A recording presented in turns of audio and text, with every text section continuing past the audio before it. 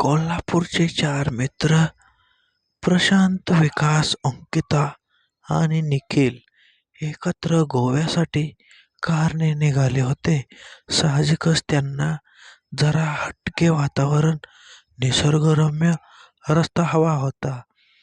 Google मॅपचा हिरवा पट्टा पाहून ते वळले ताम्हिणी घाटाच्या दिशेने. हा घाट फारच सुंदर आहे असं ऐकलंय, निखिल म्हणाला. प्रशांत गाडी चालवत होता, पण त्यांच्या मनात कुठेतरी एक विचित्र बेचैनी होती. कारण त्या एकदा ताम्हिणी घाटाबद्दल एक जुनी बातमी वाचली होती. एक अपघात, एक मृत्यू आणि एक अनोरित प्रश्न. संध्याकाळ होत आली होती. घाटात वळण, गडद सावली, अनोळखी पक्ष्यांचे आवाज, थोडं थोडं कुहूकुहाटी ऐकू येत होता. गाडी हळूहळू चालू होती, पण वातावरणात काहीतरी विचित्र होतं. अचानक गाडी बंद पडली. प्रशांत, काय झालं? अंकिता चटकन पुढे झुकून म्हणाली. माहीत नाही, स्टीअरिंग लॉक झालंय, काहीतरी गडबड आहे. हे तो असं म्हणाला की विकास आणि निखिल खाली उतरले. त्या परिसरात मोबाईलचे सुद्धा नेटवर्क नव्हतं. जंगल, गूढ शांतता आणि झाडीतील हालचाल. भीती हळूहळू पसरू लागली. प्रशांतने दूर झाडीत काहीतरी हालचाल पाहिली आणि तो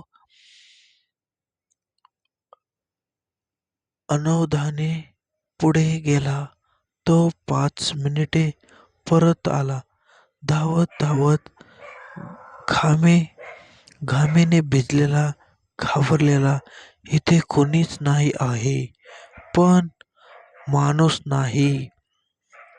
अंकिताचा श्वास थांबला आणि तेवढ्या समोरच्या झाडामागून ती एक आली.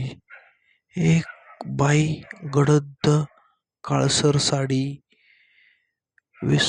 विस्कटलेले केस, चेहरा अस्पष्ट आणि शरीर हवेत थरथरतंय. तिचे डोळे रक्तासारखे लाल. तुम्ही इथं का आलात? मी इथे अजूनही अडकलेली आहे.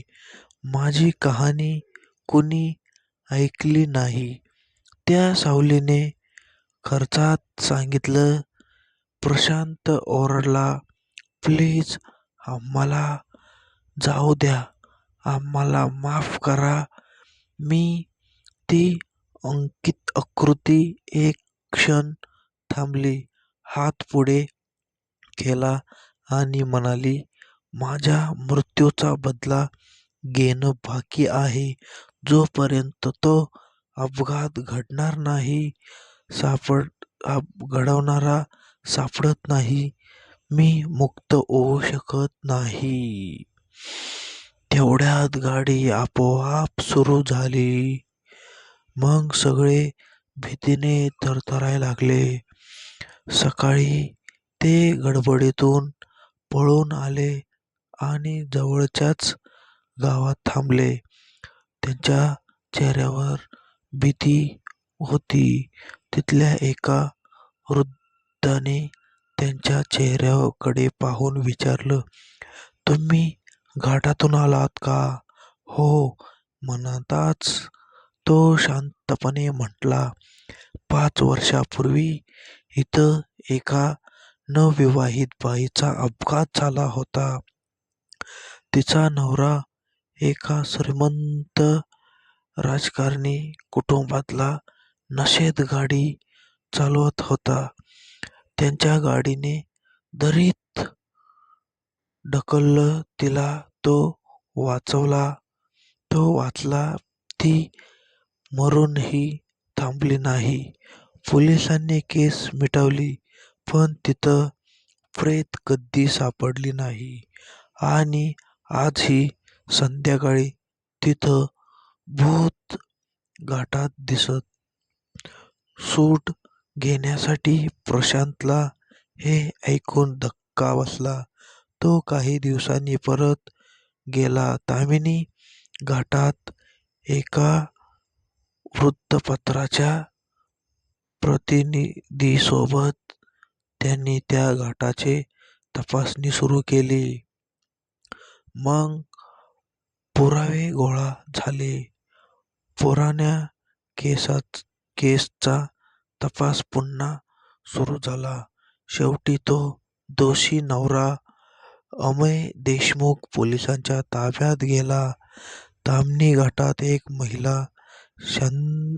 एक महिना शांतता होती. आणि शेवटी एक दिवस प्रशांत घाटातून जात असताना त्याला परत ती सावली दिसली. पण त्याला ह्यावेळेस तिचे डोळे शांत होते. ती हसली आणि म्हणाली, "मी धन्यवाद करते. आता मी मुक्त आहे." ती हळूहळू प्रकाशात विसरून गेली.